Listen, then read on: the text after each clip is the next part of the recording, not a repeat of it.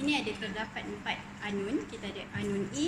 Anun A adalah aliphatic aldehyde. Anun B adalah aromatic aldehyde.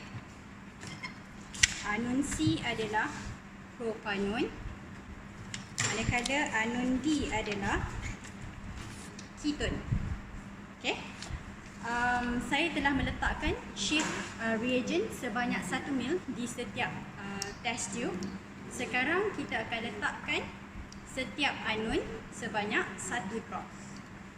Okey, ini ada anun A 1 drop. Anun B 1 drop. Anun C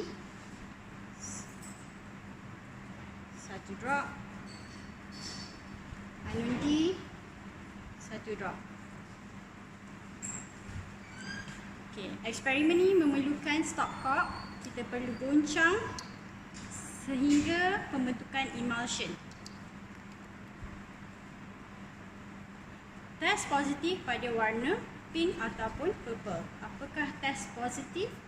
Iaitu Schiff test akan positif pada aldehyde dan simple ketone iaitu propanone. Selepas goncang sehingga ada pembentukan emulsion vigorously, kita dapati anun A ada warna purple.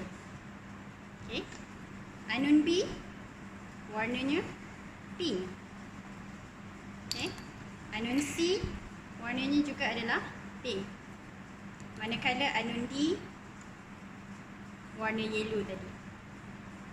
Okay. Maknanya kita dapati A, B, C mempunyai aldehyde dan juga propanone.